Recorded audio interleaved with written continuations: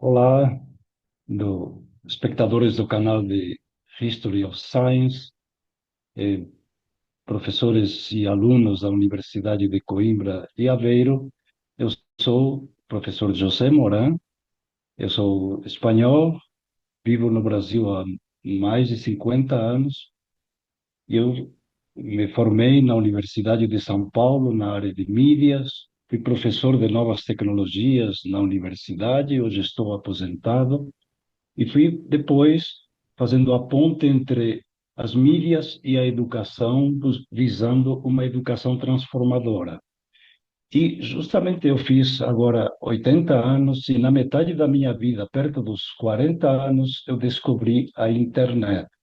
Então eu queria falar sobre o tema da internet, a inteligência artificial, os impactos da tecnologia digital na educação.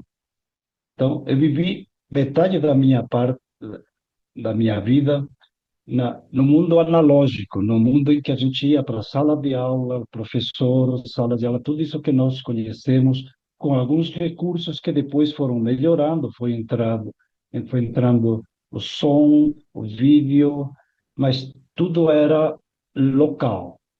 E no ano 88, eu estando na USP, começando a dar aula, recém-formado, eu tinha feito doutorado no ano anterior, eu tinha feito doutorado em máquina de escrever, eu descobri a internet. E a internet foi um choque cultural, assim, poder navegar, poder conectar-me remotamente, fazer investigação remota, era algo muito diferente do que nós estávamos acostumados a fazer. E aí reuni meus primeiros alunos orientandos e os de um colega meu, professor americano, Frederick Lito, e discutimos o que era este fenômeno, o que era esta mídia, o que estava acontecendo e como isso ia impactar na educação no futuro. Então, primeiro organizamos um grupo de estudos, depois um projeto de pesquisa. E esse projeto de pesquisa virou um projeto chamado Escola do Futuro. A ideia de como a internet impactaria as universidades e as escolas quando todo esse universo estivesse conectado. E aí começamos a chamar alguns especialistas dos Estados Unidos, da Inglaterra, da França, e eu lembro de um deles, que é vivo atualmente, o professor Tony Bates, que naquela época ele era o diretor da Open University, né, da Inglaterra, e que depois ficou lá no Canadá, na Columbia University do Canadá, e ele veio explicar toda essa mudança no mundo do online, do impacto na educação à distância, como aprenderíamos de qualquer lugar, podíamos aprender de múltiplas formas, e como ia impactar a educação que nós chamávamos presencial, tornando-a semipresencial ou híbrida. Então, foi a primeira vez que eu percebi como o futuro estava nessa mistura de possibilidades que nos tiravam da sala de aula para o espaço do cotidiano, do trabalho, o espaço em qualquer lugar. Então, eu lembro que a essência do que nós estávamos pesquisando naquele momento era que aprenderíamos de múltiplas formas, em múltiplos lugares e em diferentes tempos. Então, essa era a previsão. E o que nos diziam, entre eles Tony Bates, que em uns 15, 20 anos no máximo, tudo estaria muito diferente, que a educação ela passaria por uma transformação profunda e que seria tão diferente do que nós estávamos acostumados que pareceria um outro universo. E, na verdade, aí que veio um pouco chamaríamos, o avanço, nós vimos que avançou muito, que tivemos nesses últimos quase 40 anos, muitos avanços, essa ideia do blend, sem dúvida, ela se firmou, mas demorou muito.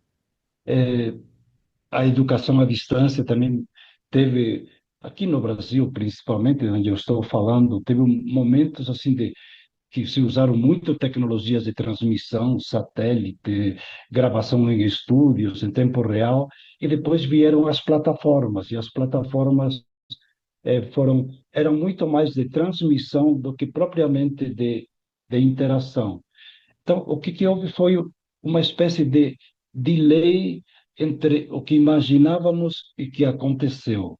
As transformações mais profundas, onde o aluno escolheria um pouco o seu percurso, essas transformações aconteceram muito menos do que as transformações na transmissão. Então, o professor realmente ele mudou muito o seu papel, as possibilidades de chegar, o aluno também de receber, mas não de escolher.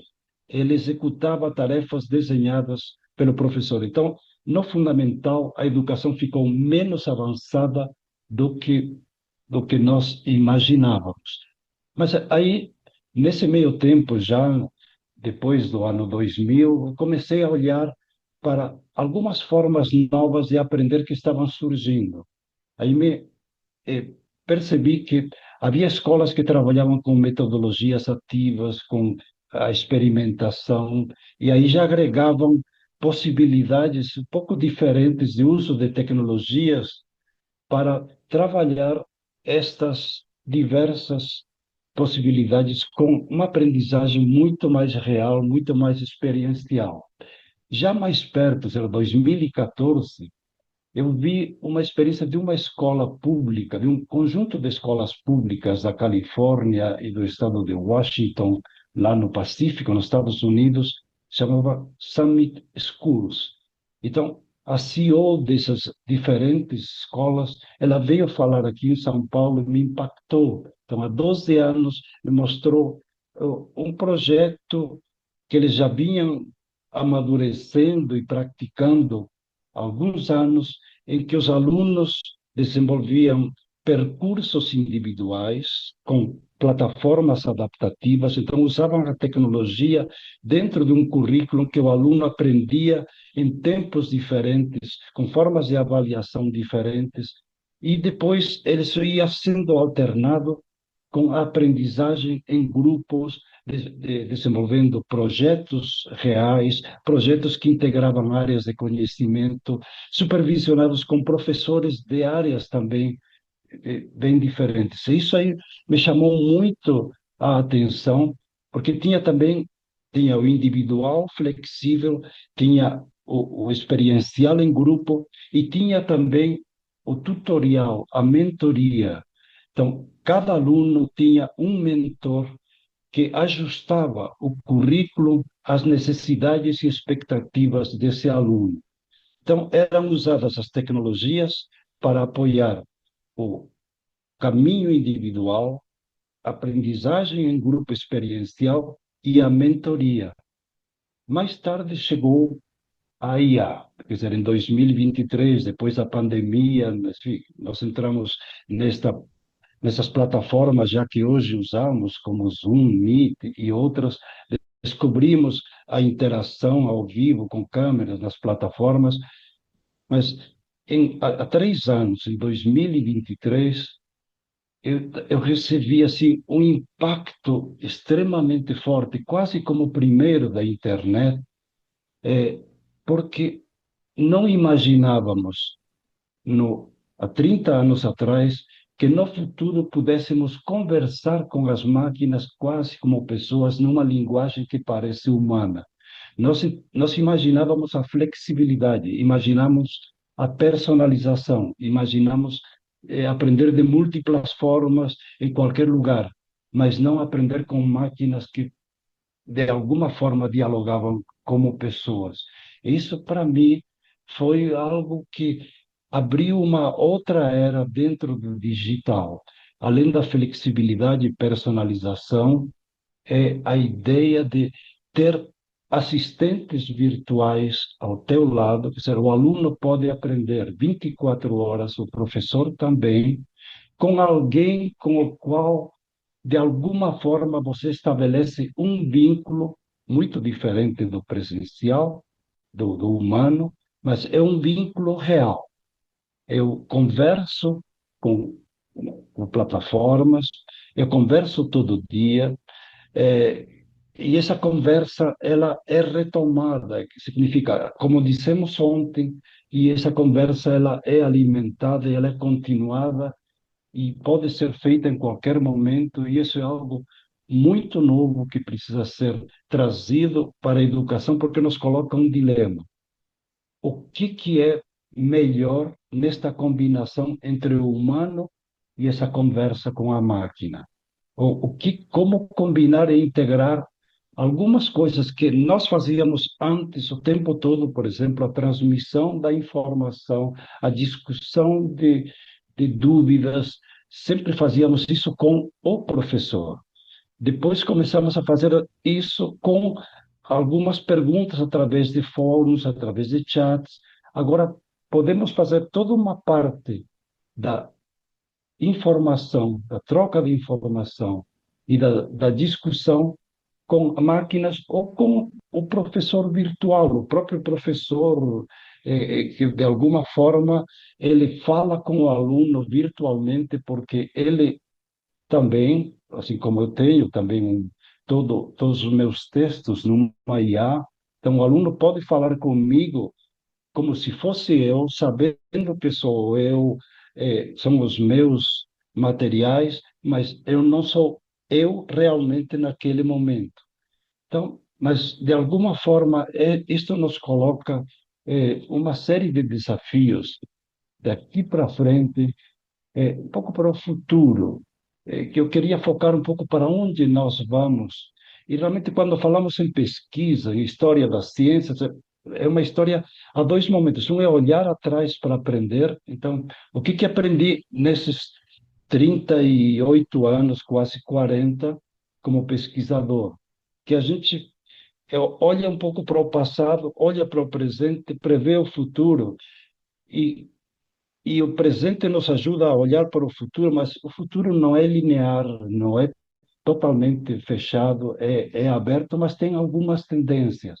Então, algumas tendências que a gente via há 30 anos se confirmaram mais lentamente do que imaginávamos, mas estão se confirmando. E outras nós não imaginamos. Da mesma forma, agora, algo dá para entender do que dessas transformações, quais são as que ficam e quais as que talvez não vinguem. O que parece que vai eh, transformar-se, vai se aprofundar essa possibilidade de ajustar o humano para que ele faça o que é de melhor. Quer dizer, eu não tenho que fazer tudo, mas eu posso contribuir com o que é essencial. O que me torna humano é a empatia, o acolhimento, entender o outro no seu contexto, no seu mundo, na sua localidade. Está em Portugal, está no Brasil, está no Nordeste do Brasil, está no Norte de Portugal, no Porto, está em Lisboa, está no Algarve. É uma outra realidade para muitas pessoas. Então, isso o humano faz melhor do que a tecnologia.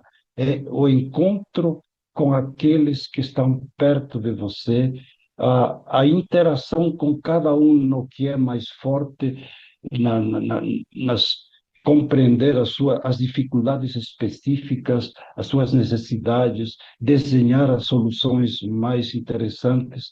Tudo isso faz sentido que a gente foque. Então, o humano é absolutamente necessário na educação, porque a educação é encontro entre pessoas que sentem, vivem, cocriam, elas têm valores e têm projetos de futuro. A máquina, cada vez mais humanizada, ela compreende, entre aspas, mas ela não sente, mas ela nos entende de alguma forma e faz muitas coisas melhor do que nós. Eu acabei de fazer uma avaliação de um artigo para uma universidade aqui no Brasil. Eu demorei um tempo para ler o texto, para fazer as minhas considerações, E aí depois, um pouco para brincar, eu coloquei no chat GPT pago que eu tenho, e eu disse, coloquei aquele material e disse, faz uma avaliação para tal universidade, para tal revista, com tais critérios, e ele fez em 3 segundos uma avaliação que em parte era igual à minha, em parte era diferente e me sugeriu algumas coisas que eu não tinha percebido, apesar de eu ser especialista de um texto na minha área. O que quer dizer, é na união entre o que a máquina traz, com toda essa, entre aspas, inteligência que tem, e a inteligência humana que nós vamos ter que transitar nesse mundo daqui para frente. Então, se nós soubermos fazer essa simbiose, vai ser fantástico. Nós vamos realmente avançar.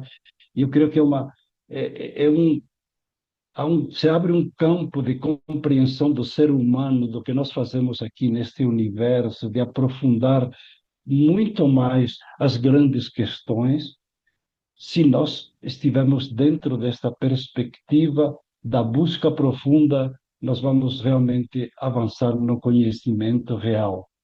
Mas o que me preocupa é que, assim como agora nós vimos nesses últimos 30, 40 anos que se aumentaram o número infinito de possibilidades de aprender e muita gente não aprende de verdade, muita gente fica na superfície, muita gente aprende ainda obrigado. Eu vejo que o problema da educação do futuro não é a tecnologia avançada, é um pouco a cultura nossa muito atrasada, um pouco baseado um pouco no controle e na obrigação, ainda o aprender é custoso, porque se perde, para a grande maioria das pessoas, a essência do aprender, que é a descoberta, que é a interação rica com todas as possibilidades, é fazer-se a pedagogia da pergunta, de saber perguntar, de saber buscar, aprofundar. E é aqui onde nós temos que focar no humano, que ajude as pessoas a redescobrir ou aprender como um processo profundo, como um projeto de vida que nos ajuda a viver, a ampliar nossos horizontes, a aprofundar um pouco as perspectivas, a integrar todas as dimensões. E aí sim, fazendo essa integração entre humano, tecnologia, valores, nós temos uma grande perspectiva de um futuro em que as pessoas encontrem recursos para aprender numa vida muito incerta, que muda muito. A IA não é uma tecnologia, é, é uma tecnologia ampla, assim como foi, sei lá, a eletricidade, ela muda todos os processos, em todos os campos, em todas as profissões, tudo vai estar sendo profundamente alterado, e para isso precisa de pessoas, principalmente na educação básica, quem trabalha com crianças, que trabalhe essas enormes bases, as competências humanas, saber ler, escrever, contar, pensar, aprender a pensar criticamente, aprender a evaluar, a avaliar eh, tudo isso. Se nós fizermos isso, aí teremos realmente uns cimentos, umas fundações que serão fantásticas para a educação no futuro. Mas como eu digo, eu vejo que boa parte da humanidade ela está ainda muito atrasada na relação entre o desenvolvimento tecnológico e o desenvolvimento humano. Nossa, nossos valores ainda são muito precários, o nosso olhar ainda é muito imperfeito diante de tantas possibilidades que nós temos. Então, olhando esse futuro do IA, precisamos de grandes professores, educadores humanos, com os quais orientar-nos, interagir, vivenciar, mas ao mesmo tempo Nós temos que olhar como formar, preparar estas pessoas. Estou falando, por exemplo, de uma realidade aqui no Brasil, onde a maior parte dos jovens não quer ser professor e a maior parte não tem, não se sente valorizado. Como você prepara um professor que precisa integrar-se com todas essas possibilidades que nós temos hoje, se ele não tem um desenvolvimento amplo, pleno como pessoa, se ele não realmente não desenvolve em si essas competências, como é que ele vai ensiná-las? Então, há hoje uma tentação, como eu vejo muitos jovens e muitas crianças que começam a confiar mais na IA do que nas pessoas. O problema não está por que a criança procura mais a IA? Porque talvez não tenha encontrado a sua família, os professores, na escola, no entorno dele, a confiança, as pessoas com as quais dialogar num clima que a própria IA lhe permite, embora ele esteja talvez indo por um mau caminho, se confia mais na IA do que nas pessoas. Então, eu penso um pouco na educação, nesta perspectiva de dizer, quando às vezes vejo discursos derrotistas da educação, olhando que a educação, o professor vai ser substituído pela IA, não, eu digo, a educação é talvez o campo onde precisamos, teremos mais pessoas atuando, porque é o campo assim que nos torna mais humanos, que nos ajuda a orientar-nos em todas as transformações de pequenos, grandes, ao longo numa vida que vai se tornar mais longa.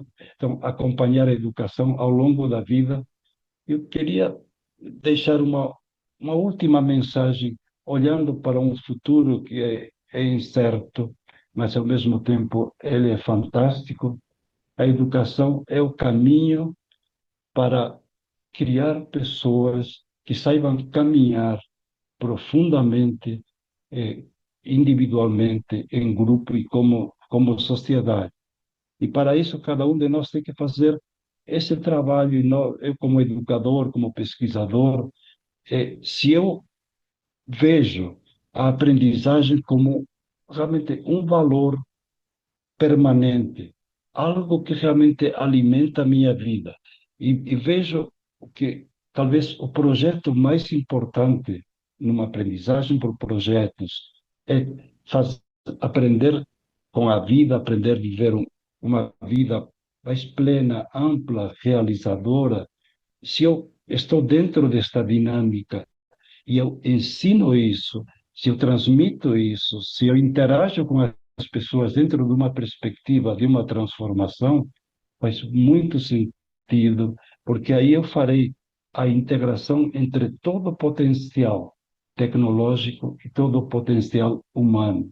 Cada um de nós pode ser uma síntese desse caminho iluminador para os demais, de que é possível transformar cada um de nós em pessoas mais avançadas, mais desenvolvidas, mais humanas, eh, e, e dar-nos as mãos, ajudar-nos a dialogar entre nós primeiro como humanos, dialogar também com tudo isso que nós criamos como humanos, que são as tecnologias super avançadas, para que entre todos consigamos viver num mundo mais humano, num universo que é muito mais complexo, uma vida que valha a pena, que é realmente o sentido da educação. Então, da IA, a, a, da internet a IA, o futuro estamos construindo agora, é um futuro em aberto, é um futuro que depende de nós, não será fácil, não será igual, mas se nós estivermos dentro desta perspectiva da transformação, temos grandes possibilidades de evoluir como pessoa, como escola e como sociedade. Muito obrigado. Se você gostou desse vídeo, dê um like, compartilhe. Aproveite para assinar o canal e ative as notificações.